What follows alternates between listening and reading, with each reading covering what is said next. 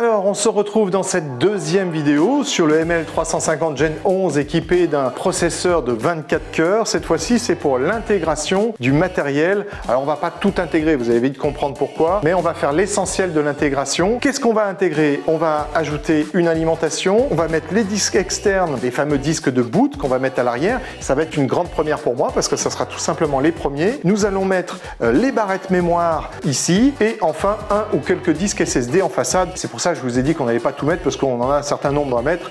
Une fois qu'on en a mis un, c'est à peu près pareil pour les autres. C'est donc parti. Je vais donc commencer par retirer la cage des ventilateurs pour pouvoir accéder aux emplacements de barrettes mémoire et c'est ainsi que va commencer cette petite séance d'intégration.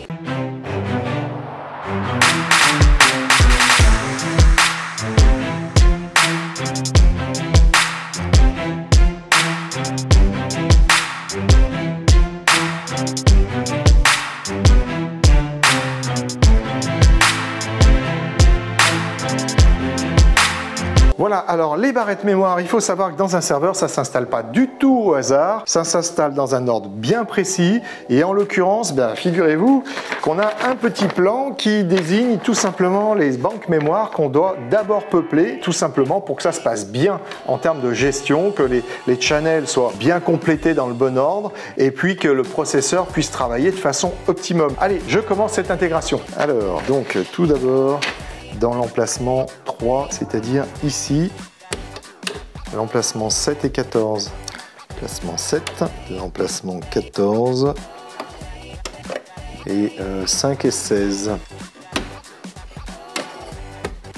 Alors, vous notez que je fais ça sans gants parce que depuis, on va dire pas loin de 30 ans que j'installe des barrettes mémoire. J'ai jamais abîmé ni la barrette mémoire ni la carte mère. Mais voilà, si par hasard vous faisiez ça de votre côté, il vaut mieux pas trop toucher les parties électroniques ou conductrices des éléments que vous avez dans un serveur ou même sur les barrettes mémoire, ça pourrait vraiment les endommager. Voilà, ne faites pas comme moi ou alors vous faites ça à vos risques et périls. Donc j'ai commencé par ouvrir les loquets des emplacements où je dois mettre les barrettes mémoire. Comme ça, c'est beaucoup plus simple après. Je n'ai pas à regarder de façon très précise ce que je fais. Je sais que je dois remplir ces emplacements-là.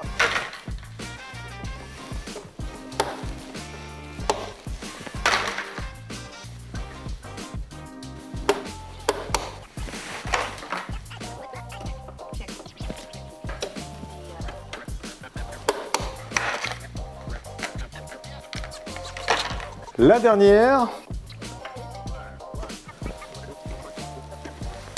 voilà, cette partie-là est terminée. Vous voyez que c'est quand même relativement simple. De toute façon, un serveur, c'est pas celle-ci la partie compliquée. La partie compliquée, c'est plutôt l'installation, bien évidemment, du système d'exploitation et puis tout ce qui va autour. Il y a une petite pièce que je vais fixer là, qui est le détection d'intrusion. On fixe cet élément qui nous détecte l'ouverture tout simplement du boîtier. Grâce à ce petit contact, c'est un contact sec qui est tout bête, on va avoir une alarme qui va dire « Ah, là, quelqu'un a ouvert le boîtier ». Alors, on va fixer ça juste ici. Normalement, ça se fixe là. Si j'y arrive, voilà. C'est bien fixé et puis le petit connecteur vient se fixer de ce côté-ci. Clac, donc ça c'est terminé. On a l'Enablement Kit, c'est le premier que je fixe, donc je vais tâtonner. C'est un vrai déballage, une vraie installation. Il y a des pièces qu'on a l'habitude de mettre, celle-là c'est un peu la nouvelle référence. Je vous ouvre ceci et voilà.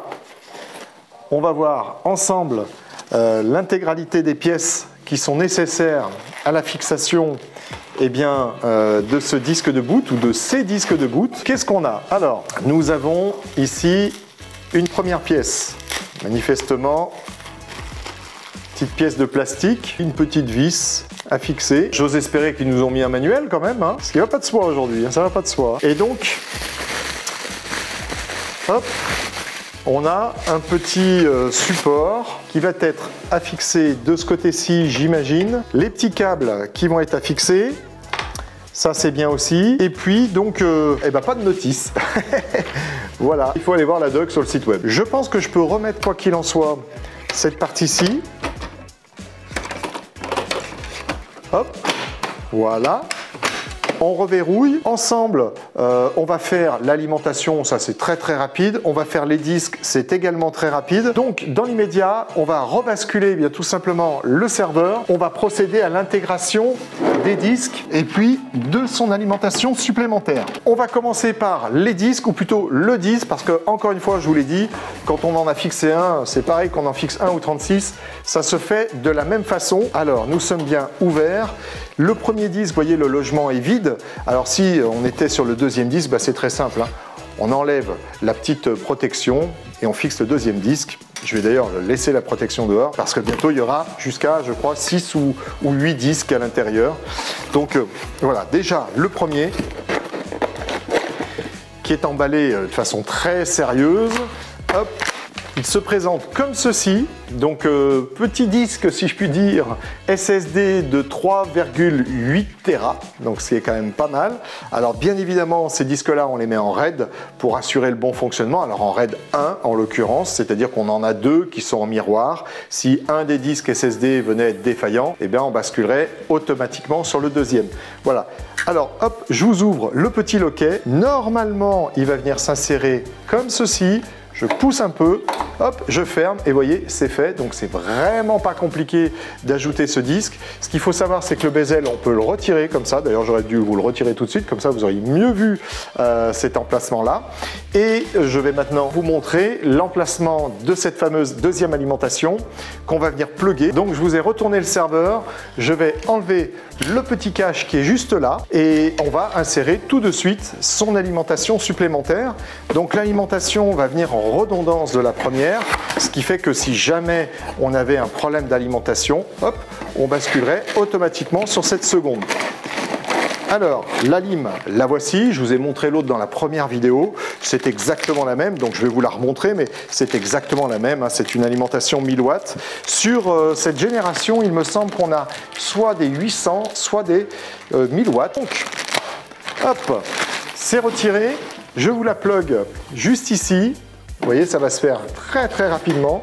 Clac, c'est plugué. À l'intérieur, on a un grand câble d'alimentation pour raccorder cette alimentation à un onduleur, donc ça va de soi, c'est toujours sur un onduleur ce type de serveur. Je crois qu'on a donc terminé l'intégration de ce que je pouvais vous montrer tout de suite. En fin de vidéo, bah, vous aurez tout simplement la partie Enable Kit et puis la fixation des deux disques M2 qu'on a à l'arrière de ce serveur. Là, il va falloir que j'aille chercher le manuel pour savoir exactement comment ça se fixe, mais bon, ça va pas être très compliqué, j'en suis certain. Les disques M2 sont dans cette boîte, donc je vais quand même vous les montrer parce que ça serait dommage de vous les installer et de ne pas vous les montrer. Pareil, hein, petite émotion parce que c'est la première également pour nous. Alors, à quoi ressemble-t-il? Ça m'a l'air d'être plutôt sympa, ça a l'air d'être un joli bloc qu'on va donc pouvoir fixer à l'arrière. Regardez donc, bon bah voilà quoi, hein, c'est propre. Donc là, on a les deux disques que l'on voit ici, alors qu'on imagine ici, on a de quoi les retirer juste là. Allez, comment on peut faire un petit test? On va faire un petit test. Clac, voilà. Là, j'ai retiré un disque, donc ces disques sont hot swap. Et puis, eh bien, pour le refixer, j'imagine que c'est le chemin inverse. Clac. Et voilà, il est refixé. Eh bien, ça va nous permettre d'avoir l'assurance d'avoir ce fameux disque de boot en RAID qui n'occupe pas de place à l'avant, qui sera donc à l'arrière. C'est très simple, vous l'avez vu pour le retirer. Ils sont numérotés, disque numéro 1, disque numéro 2. Il y a une petite LED, donc j'imagine qu'elle clignote quand c'est en fonctionnement.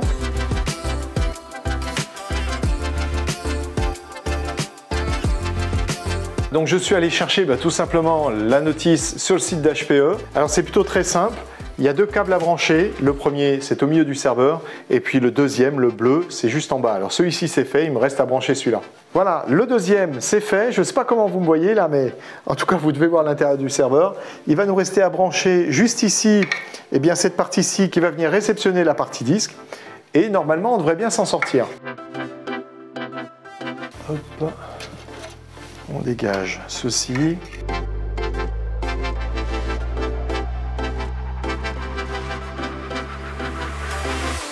Les deux sont fixés. Alors soit il y a une dock, que je n'ai absolument pas trouvé sur le site internet d'HP, soit ils sont quand même pas très sympas. avec nous parce que ça s'invente pas, on va dire.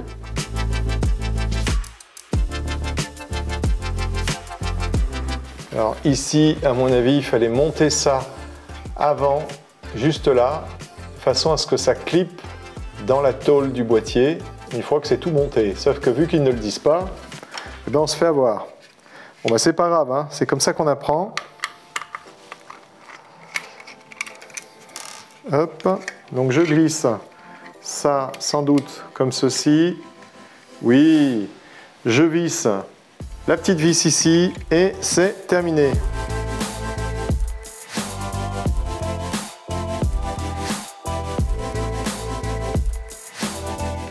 C'est fait. Bon, est-ce que vous me voyez? J'en suis pas certain. J'essaye de prendre le plus de recul possible, mais cette intégration-là est terminée. C'était pas la plus simple parce qu'il n'y a pas beaucoup de documentation précise, on va dire. Mais voilà, c'est en place. Ça ne peut effectivement pas bouger. Les câbles sont bien mis. Il ne reste plus qu'à remettre le PC Riser de ce côté-là. Et c'est fini, on part en install. Je vous remercie d'avoir suivi cette vidéo. N'oubliez pas de faire un petit like, n'oubliez pas de vous abonner si ce n'est pas déjà fait. Vous pouvez même partager cette vidéo à vos amis.